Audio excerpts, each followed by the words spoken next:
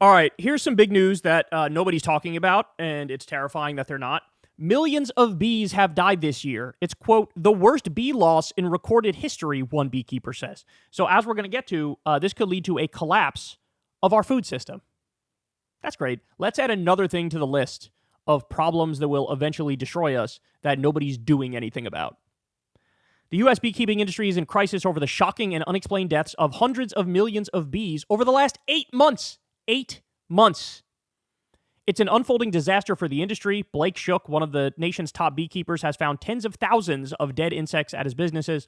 He said that he's never seen losses like this. The data is showing us this is the worst bee loss in recorded history.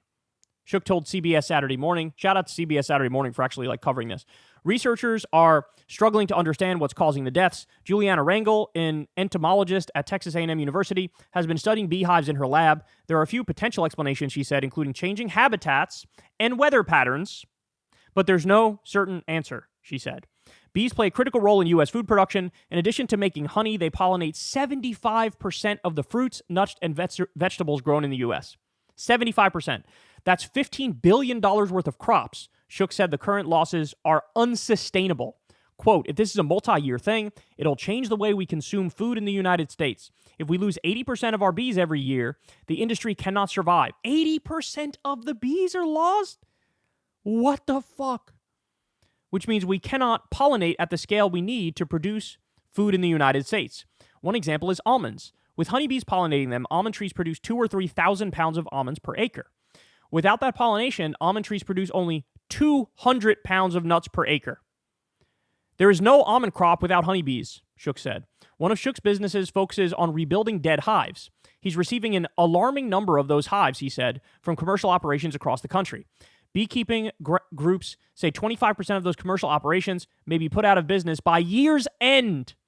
A quarter of them might be put out of business, which means probably what? A loss of about a quarter of our food crop?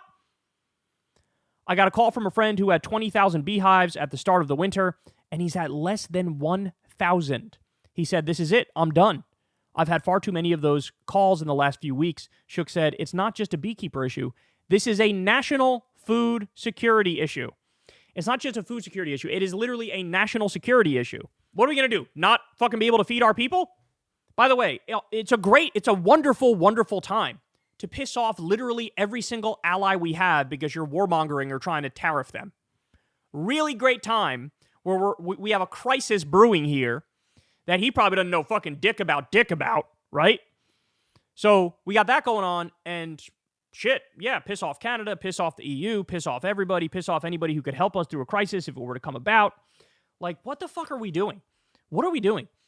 And, you know, it makes you think of climate change, right? How much evidence needs to be presented that this is a fucking existential crisis? And not only are they doing nothing, they're making everything worse. Worse!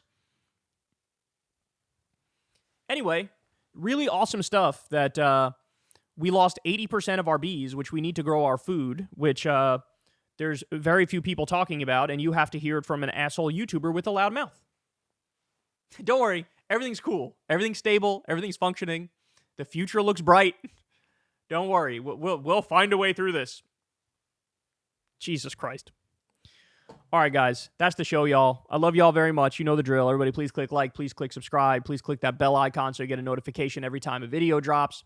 Thank you to everybody who supports the show on Patreon. We could not do it without you. Thank you to everybody who tips on YouTube or signs up for Crystal Kyle and Friends on Substack. All that is deeply, deeply appreciated. This is real independent media. You know, we're committed to that. Never talk to an advertiser. Never will. And that's why you guys have really lifted us up, man, and made us what we are. Couldn't have done it without $5 donations every month at a time from you guys. So thank you again from the bottom of my heart. I will see you back here tomorrow. Hey, y'all, do me a favor and like and subscribe. It helps out big time in the algorithm. Click the bell as well for notifications when videos drop, and watch that video on screen right now. You know you want to.